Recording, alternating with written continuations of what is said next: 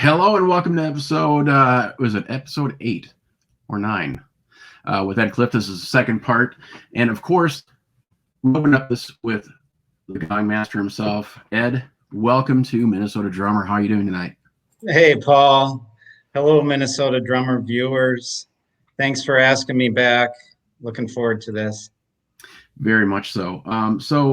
We kind of talked about what we wanted to do for this episode. So what I'm going to do is I'm just going to let you head it off. I mean, we wanted to kind of start talking about your early years with Paiste, correct? Sure, that sounds good. And we kind of discussed too, maybe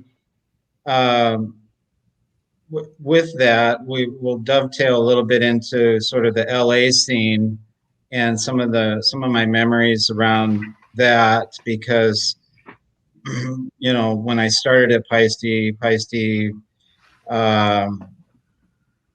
was for North America is still to this day based in LA with offices and warehouse and such. So there's some personalities involved, and I'd like to just recollect a few things about that. Of course, let's do it. I'm excited.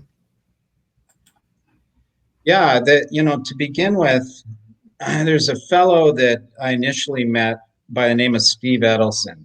This is a great photo of him around about that time in the early 80s with, at that time, his young daughter, Laura.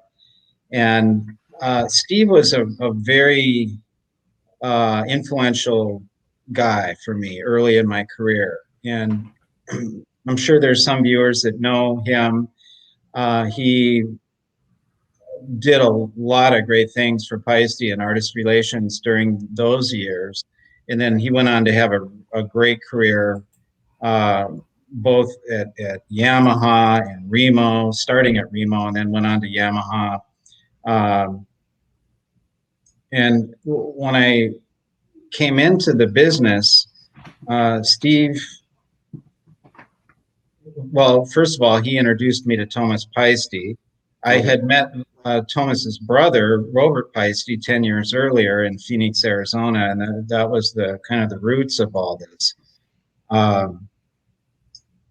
But there was an early crew of guys that, worked out in the field doing representing the brand in similar ways to what I was doing, and I learned a lot of what I ended up doing from them. You might have a shot of the early crew. Yeah, there you go. And so this is just about a year and a half after that photo that we saw of Steve Edelson. Okay. And next to me there, I'm on stage right there. Next to me there is Bob Berry, and that he was a fellow rep. He was based in the Ohio Valley. And then Greg Perry, a great guy who was director of sales at that time. And then Les Butts, who is still in the business, and he lives out on the West Coast, and he was West Coast based then as well. He went on to have a storied career both with Pearl drums and Sabian, and he's back with Paiste, and he has his own firm, his rep firm. I think it's Big Groove Sales. And then next to him is Rob Hare, and he went on to work for Pearl as well. And now he's out of the music instrument business, still lives on the West Coast, is a great friend of mine, old friend. And then on the end is Mr. Rob Wood. And Rob went on from Paiste to work at Hoshino, repping Tama and Ibanez, and is just a really great player. He's a really good drummer, mm-hmm. and we're all close friends. We kind of had a inner circle of things at that time that sort of stayed together through the years, even though we stopped working together as such. Yeah. But one of the first Paiste artists that I came to know and was excited to meet, I was a fan before I started at Paiste, but Steve Edelson introduced us. And it was during the time that I met Steve in around about 84, that there was stories circulating around about this young player based in LA, not originally from LA, but his name is Rayford Griffin. And Rayford and I eventually ended up doing a lot of work together. We always had artist participation with different kinds of events and promotional and marketing things that we would do. And I always lobbied hard to use Rayford. He was just a very eloquent spokesman for the Paiste brand, but also just a blazing, amazing drummer and musician. And, just had great musical ideas and gave us a lot of useful feedback developing cymbal sounds. He, to this day, is a very, very good friend of mine. He was famous for playing with a number of groups, Isley Brothers, Cameo, but also Jean-Luc Ponty. And he recorded, I think, more records with Jean-Luc than any other single drummer. Okay. And this was an interesting connection for me as well, because earlier in my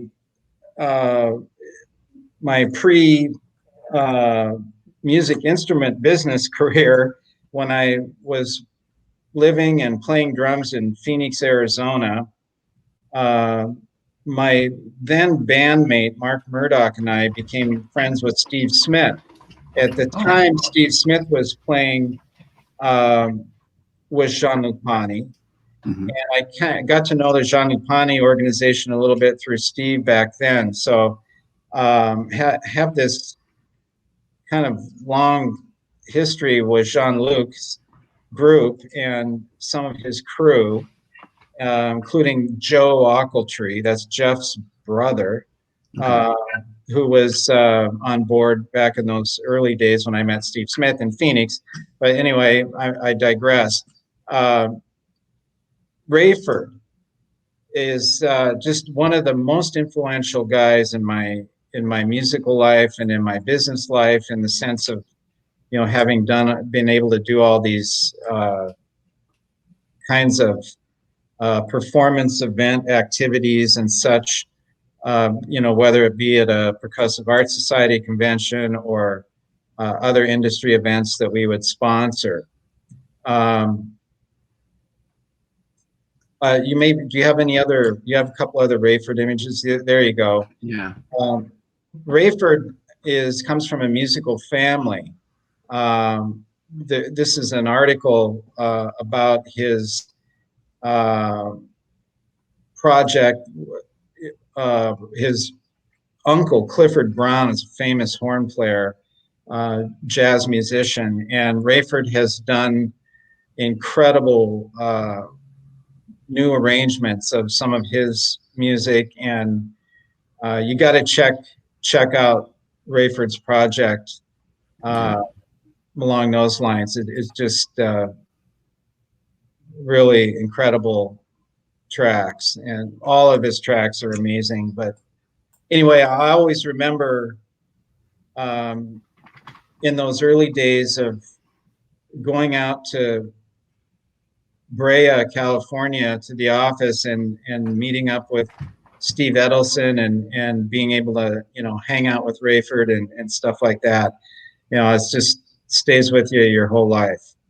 And Rayford is one of my most cherished friendships that I carry with me, even though I'm not working in that business now. Mm-hmm. That's fantastic. Now, what other artists do you work with? Well, if we stick with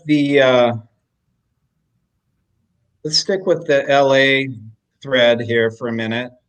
And there's numerous important artists based in LA that I think of. And maybe you can just start streaming through some of these images we have. One LA-based artist, of course, is Chad Wackerman. And that's another guy that I followed before I started working at Paiste, and was partial to, using Chad for different things I would organize. Did, like with Rayford, did many Percussive Art Society events and such, different clinic tours, but one really unique one that I'm proud of that I put together up in the upper Midwest, loaded up my van with Chad and went out on this tour with special guests Alan Holdsworth and Jimmy Johnson. Wow. And Jimmy Johnson is an interesting Twin Cities connection because of the Johnson family based there. Jimmy and Gordy Johnson are both famous bassists, and their father was bassist in the Minnesota Orchestra alongside Marv Dahlgren for 30 plus years. So that's kind of cool. And one of the gigs we did with this group, actually, we brought it to the Twin Cities, and which was fun. At the time, we did it at McNally Smith School of Music. Okay.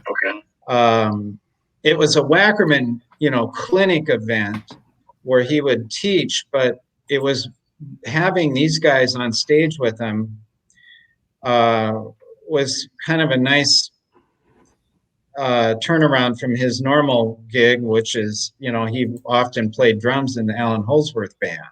Mm-hmm. So it was cool to turn the tables. It was fun for all three guys to go out in this format where it's a Chad Wackerman event with special guests Alan Holdsworth and Jimmy Johnson. And I think we did 4 in a row. We did Chicago, Milwaukee, Minneapolis, and Sioux Falls, I think is what it was. And I remember kind of half wishing we would have been able to fly that trip because it was a lot of driving, but it was so fun because the road times were filled with a lot of stories from Alan. He's a great storyteller and a great sense of humor. But Chad Wackerman is unbelievable. He's really famous for playing with Frank Zappa and Alan Holdsworth, but also a lot of other important artists such as James Taylor, Barbra Streisand.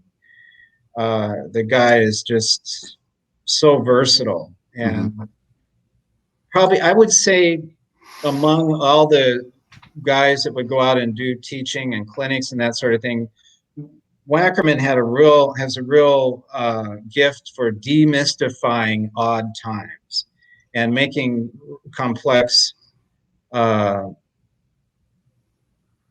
what would normally be just an ultra complex thing to learn on the drum set. He can break it down and make it happen for someone, a simple-minded guy like me. Yeah, it was always a treat to do any kinds of events and activity with Chad, and there again, that's a guy that I've stayed in touch with and have a strong friendship with. So, but during that time period, were you teching for him, essentially setting up his gear? Yeah, oh yeah, absolutely. For the events we were doing, I never went out on tour with any of his touring, with bands and did teching like that. I was, already had a job, so I was, busy with that. But, when I was able to sort of combine my love of nuts and bolts and drum nerd stuff and being a tech and work with someone like Wackerman is, dream come true. So did he have any nuances in his drum setup that are interesting? Like some drummers have their snares tipped away or even their floor toms. Was there anything unique in his setup?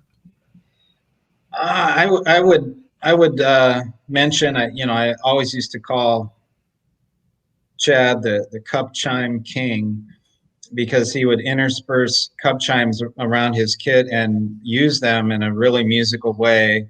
But he would you know, his setups would evolve for whatever gig he was doing. He kind of had a core setup that was constant, but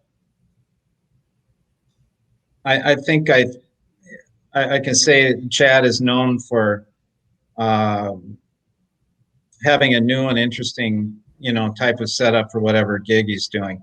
You know, if he's playing with James Taylor, it's pretty straight ahead. But when he was, you know, working with was Holsworth or um, certain other artists, he, you know, could stretch out more. Do you remember what his setup was on that tour, just out of interest? One thing I mentioned with Chad is some of his duo work with uh, Terry Bozzio and Yeah. Bill Bruford are quite interesting, and you know, very musical approaches with playing with more than one drum set player. On that tour that we did, it was his kind of his core setup with a, you know, like a see, a 8, 10, 12 rack, a 14, 16 floor, you know, actually pretty much similar setup that I use. Uh, I would say, I think it's fair to say Wackerman's setups have influenced me quite a bit in my own setup. Actually, one of my main hi-hat combinations I stole from Wackerman, which are Sound Creation 13-inch Sound Creation heavy hats. Okay. So that's a little trivia. Okay. Sorry. What happened? All of a sudden I got kicked out of it. So you were Yeah. talking. I didn't hear anything you just said. So I have to go back and watch it later on. Okay. Well, that's a bummer. I missed out the best part of it. Yeah, I don't mean to go on about Chad, but he's been somebody who is obviously impressed me and so many other players. Just one other thing. Can you mention any kind of takeaways or interesting things that you learned about Chad, or things that you'd like to share with people about Chad as a player? Oh, you know, outside of the command of odd times that he's known for, Mm-hmm. I think another takeaway with him is sort of melodic musical approach to the drum set, even though the drums are a non-pitched instrument. Mm-hmm. He's very gifted with applying melody, both, you know, to the drums, the toms and his actual drums, but cymbals. Mm-hmm. And that is another thing about his playing and his concept that influenced me heavily, is the more melodic approach. And if you listen to his solo work, it really comes out. Fantastic. Can you speak about Ndugu? Okay, there's Mr. Chancellor, Ndugu Chancellor. Um, heavy player, but just a gentle soul. He was a great friend, God rest his soul. And I was very fortunate to work extensively with Ndugu around the States with different clinic events and touring and such. But uh, really memorable for me were a couple of trips through Mexico where we would work chiefly in Guadalajara, Mexico City. That's a photo of us in Mexico City with our crew at Yamaha Mexico, our partner at that time, which obviously Ndugu was a common artist between Yamaha and Paiste. So we really went to town in Mexico with the help of all the folks you see in this picture. Um, we we traveled through Guadalajara, Mexico City, Torreon, Monterrey. We went clear down to Chiapas, Mexico, which is down by Guatemala. And some of those areas I had been to before and he hadn't. But most of those areas he had been to before and I had, such as Chiapas. I remember he really bragged up the coffee down there. He said it's the best coffee in the world. And I said, oh, okay, you know.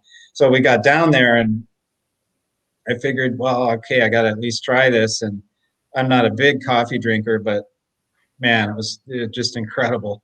Really? And yeah, I never forget. It was a real eye opener that morning when had this Chiapas coffee with Dugu. But he was Mr. Versatile. You know, he just if you look at his discography, it's not unlike, you know, somebody like Jeff Porcaro or Hmm. you know, J.R. Robinson and various, you know, studio session cats. Can you speak to some of those artists? Who are some of those artists that he's worked with? Well, Miles Davis, Santana, Weather Report, Michael Jackson. You know, it's quite a long list. It really, truly, it is. Uh, I love his work with Weather Report. Just, you know, just knocks me out to this day. So it's some of the older Weather Report recordings. Okay. But he had a very simple setup for the most part, and it always kind of freaked me out how many sounds he could get out of a very simple cymbal setup. Hmm. Many times, like just two cymbals, you know, a ride and a crash ride. And like if he's really feeling adventurous, he might, you know, add a china in there or something. But you know, and here I am with this monster cymbal setup, and always like to have a lot of sound colors to choose from.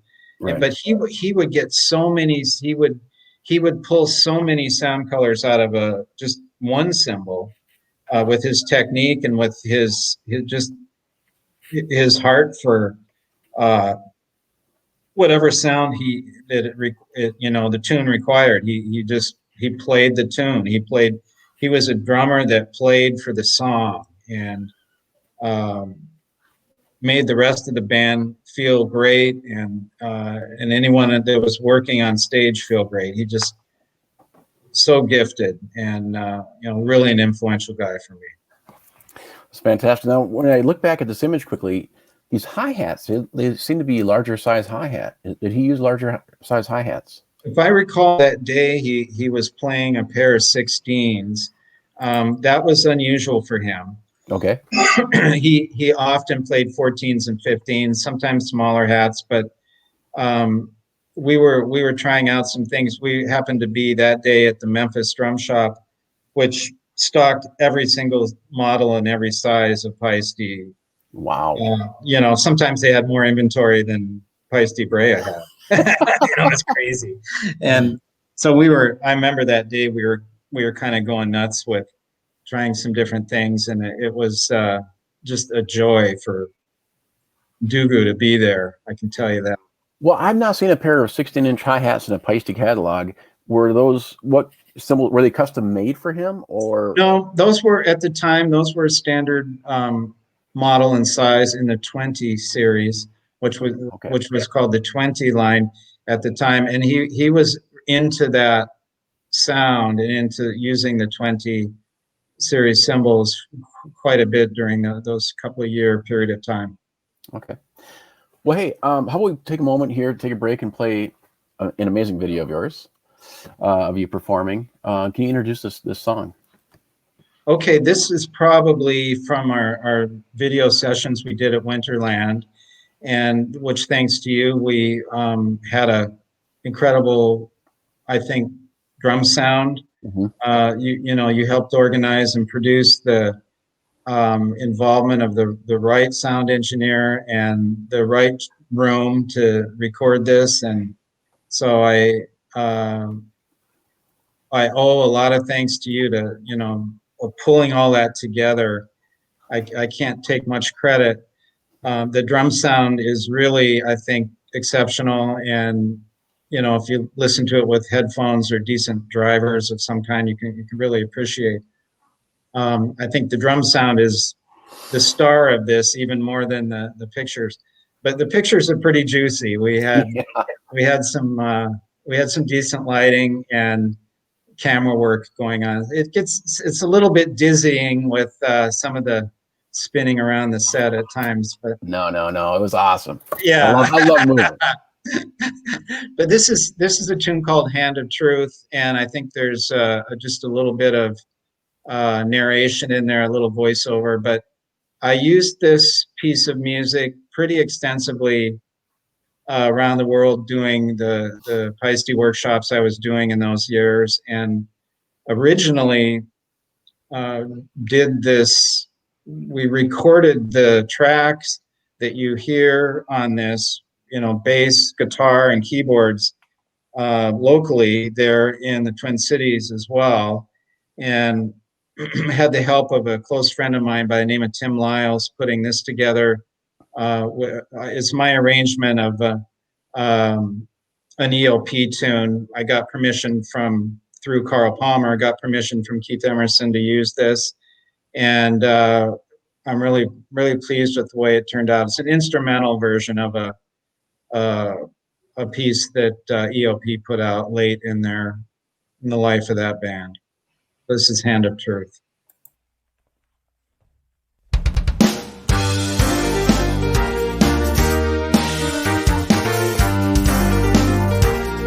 This piece is my instrumental arrangement of Keith Emerson's Hand of Truth.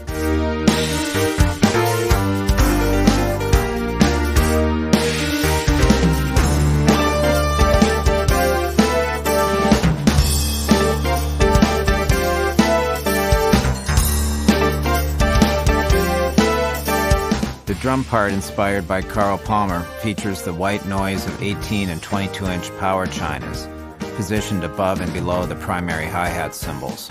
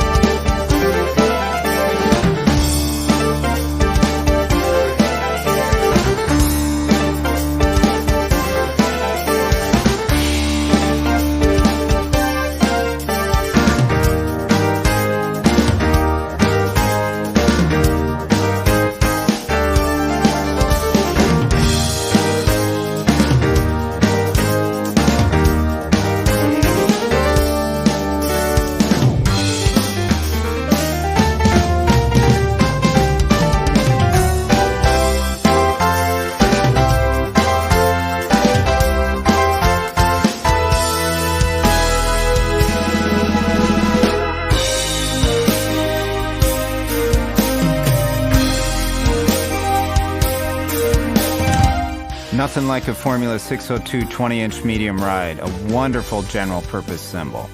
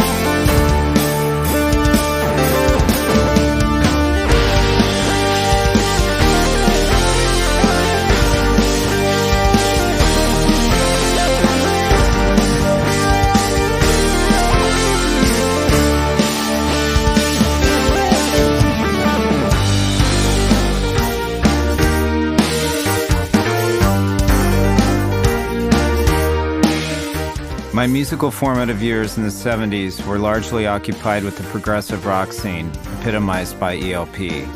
This piece is a more contemporary expression of those times.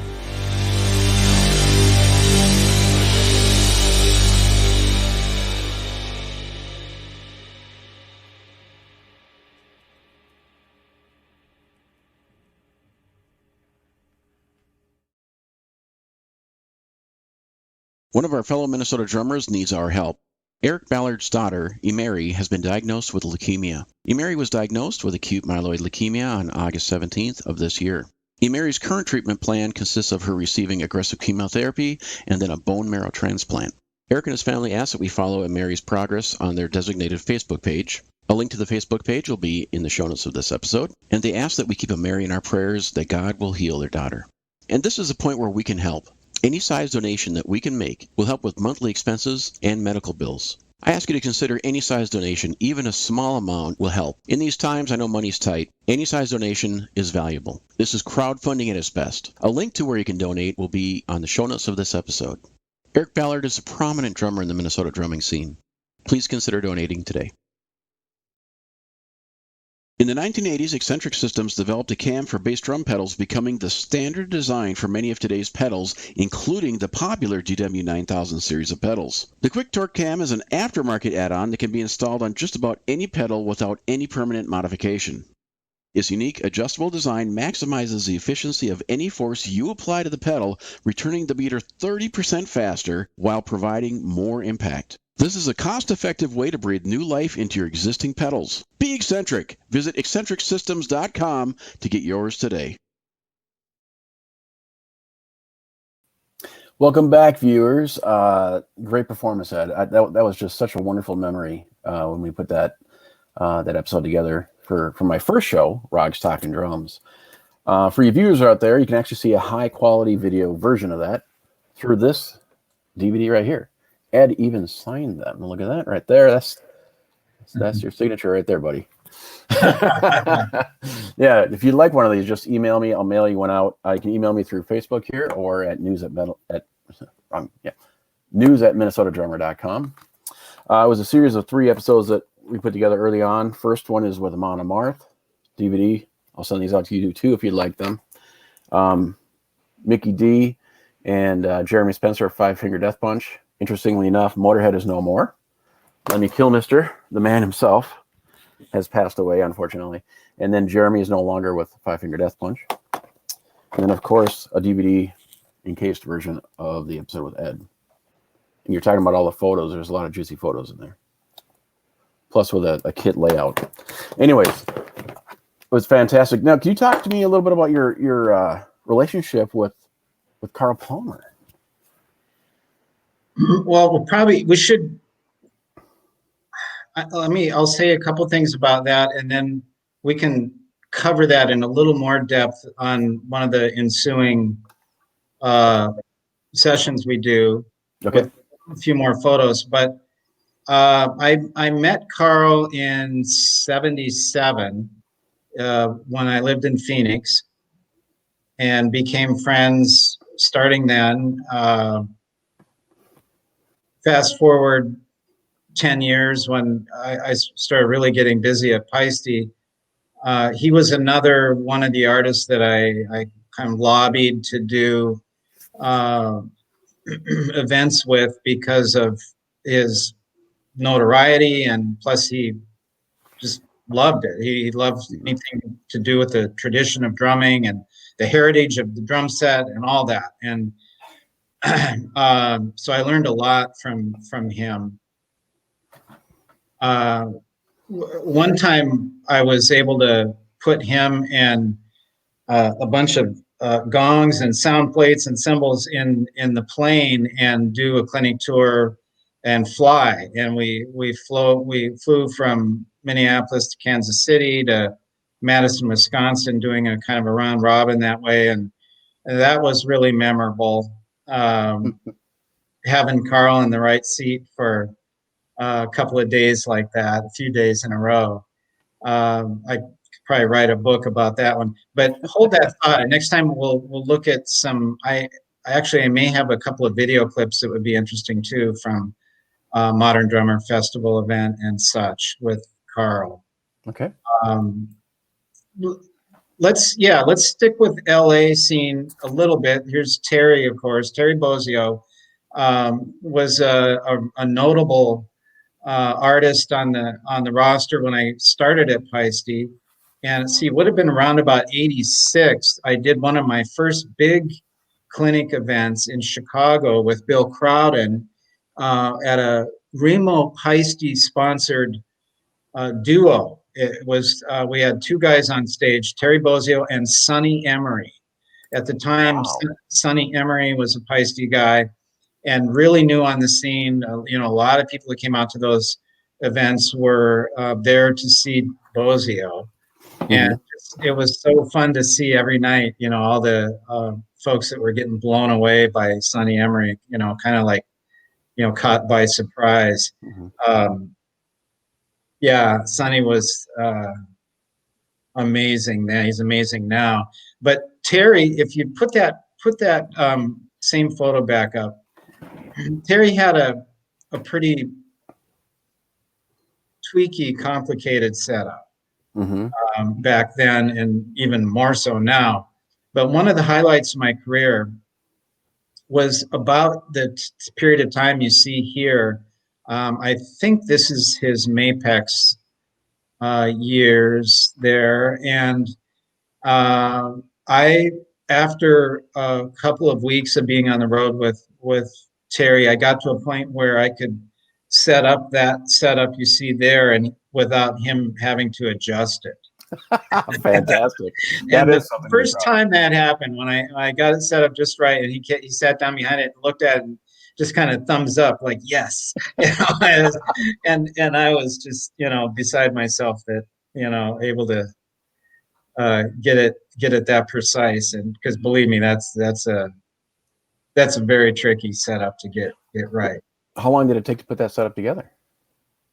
That's typically 2.5 hour if you're really humping, you know. And how many bass drums was he using? That's with the stagehand helping.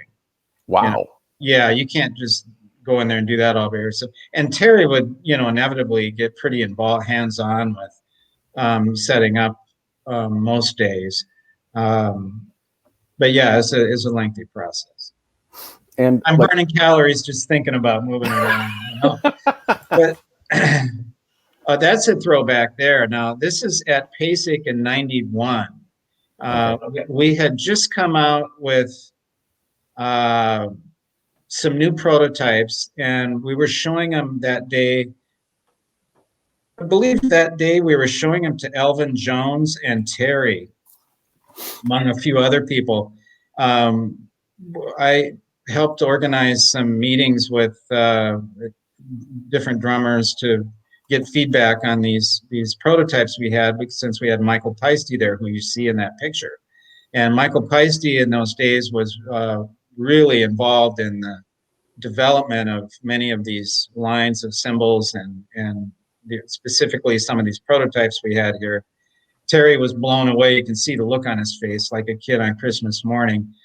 And just a couple of years after this, Terry joined up with Jeff Beck for Jeff Beck's Guitar Shop tour. Okay. Which production rehearsals were held in Chanhassen at Paisley Park for North America. And that's when they went out with Stevie Ray Vaughan and did a Jeff Beck Stevie Ray Vaughan tour.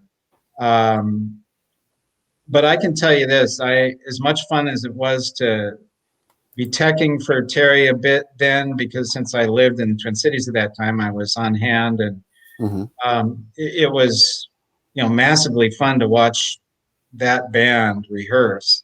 Tony Hymas on keyboards, he's like a human sequencer. And obviously Jeff Beck is, you know, what can you say? The first note you hear, you know it's Jeff Beck because of that tone and his attack to, you know, just one pluck of one string, you know, okay, that's Jeff Beck. But I'll tell you, it was really amazing because their production rehearsal was going on in an adjacent soundstage to one of Prince's rehearsals. So Prince was in the house, and it turns out, you know, predictably, Prince was a big fan of Jeff Beck, but didn't want Jeff Beck to know it. So, and vice versa, Jeff Beck was quite the fan of Prince because, you know, Prince was an amazing guitarist and musician and band leader, the whole, you know, package. So I was a fly on the wall to watch them sneak around watching each other rehearse, like That in would be the funny. wings. Yeah, like, you know, peeking out through the you know, the wings watching, and it was just hilarious. There's a cat and mouse going on for a whole week, and they finally met each other, and you know, had to act nonchalant and all that, but they were pretty taken with each other. It was funny. Jeff Beck and Prince, I'm saying. Yeah, no, that's pretty wild. So how long did they rehearse? Was it only for the week? Yeah, it was more than a week. They were there for more than a week. It was And just probably about 10 days or so. It was lengthy. just out of interest, what does a rehearsal for a tour like that look like day to day?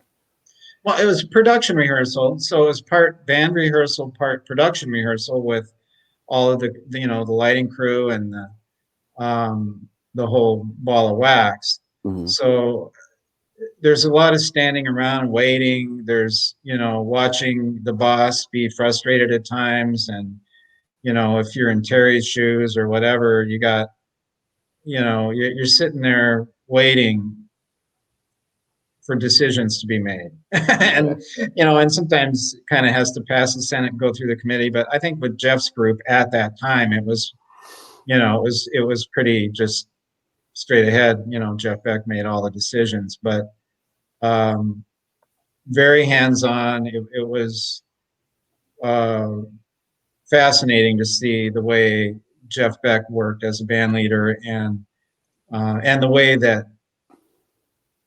Terry, you know, responded to the gig, and you know, all of the approach to that music that he brought to it. It just was fascinating and very satisfying to see. I mean, the band was on fire. They were amazing. So what was his drum setup for that tour? Very similar to what you saw in the previous picture. Okay. You know, it's a double bass approach, and it was. I'll say this: it was really enlightening and really cool to see Bozio play kind of straight ahead blues grooves on that kit. Mm-hmm. You know,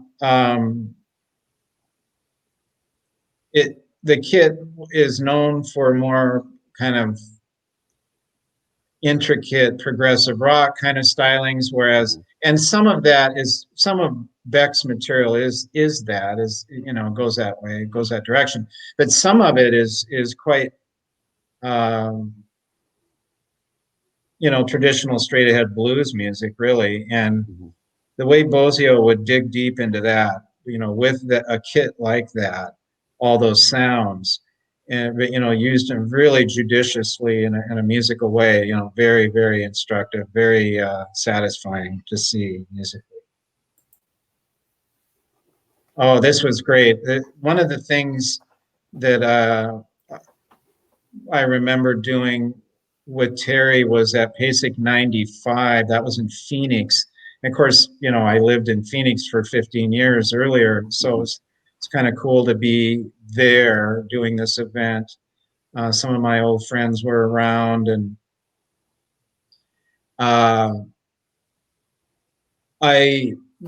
Terry was one of the featured artists, and on one of the evenings there, and I presided at that event and was able to, you know, introduce him and say a few words about his career and about his involvement at Paiste, which at the time was really extensive, with developing these Visions series cymbals.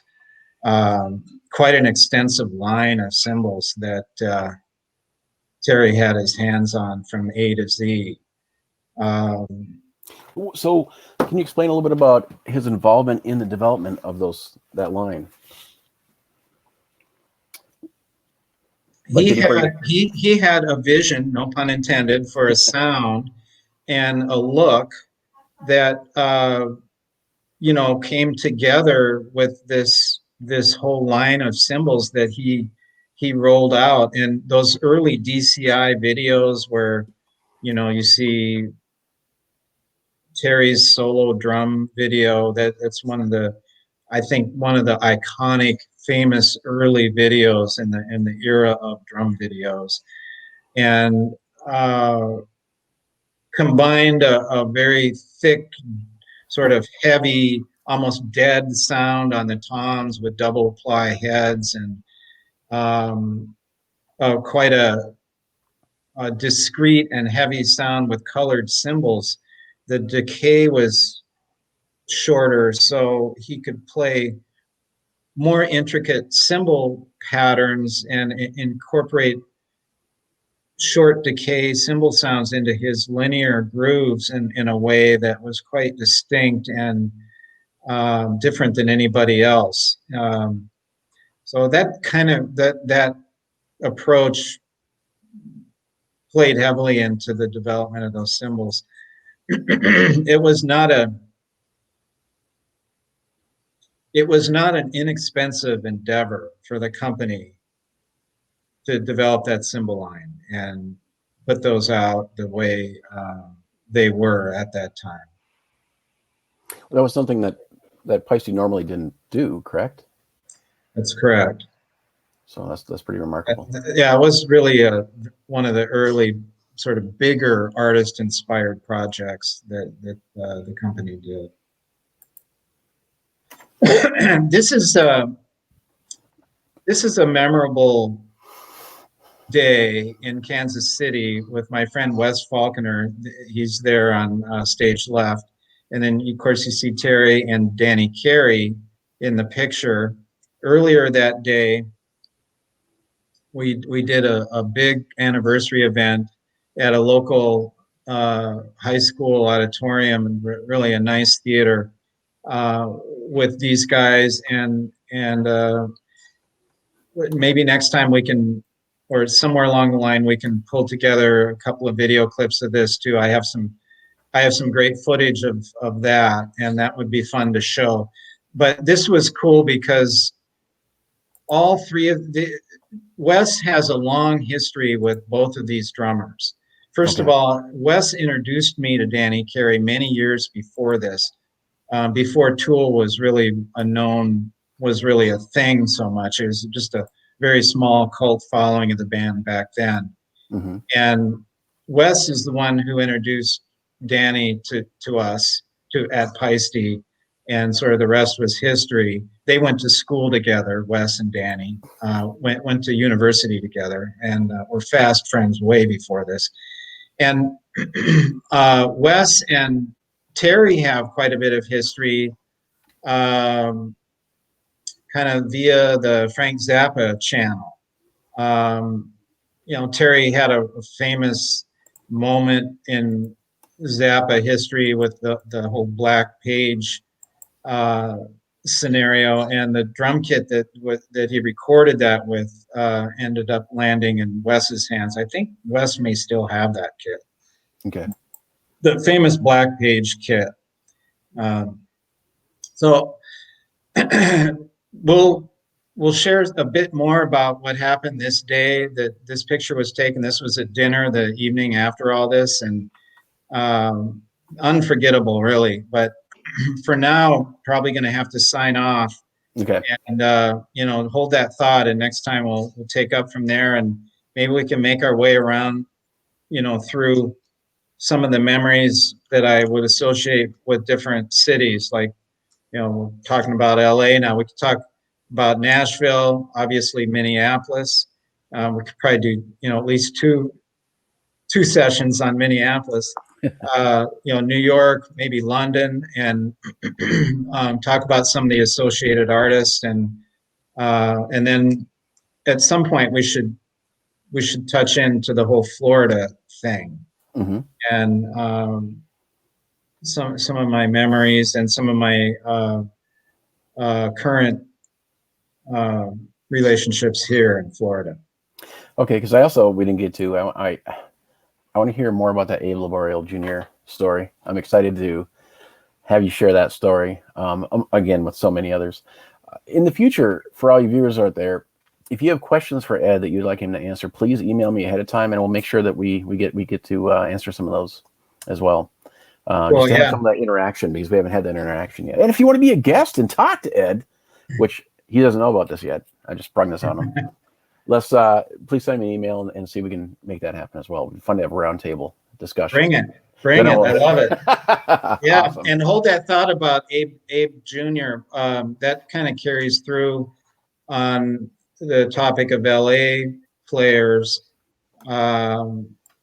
because we'll talk about the Porcaro family, and you mentioned being introduced to Abe. That was from Jeff Porcaro in 1989, introduced us, and there again, the rest was history. I think Abe Jr. was like 16 years old then or something.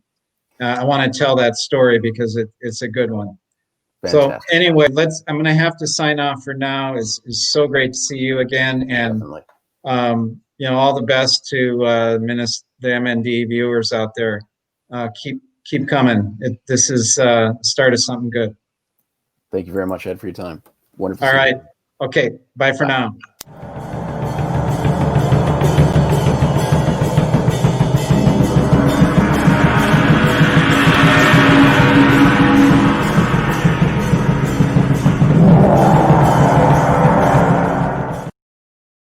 Opening beats provided by Alec Tackman. You too can own this fantastic multi-volume library of live drum loops and samples. Whether you're a drummer looking for new ideas or you know a songwriter looking for a drum loop library, this is the library you're looking for. Support a local musician.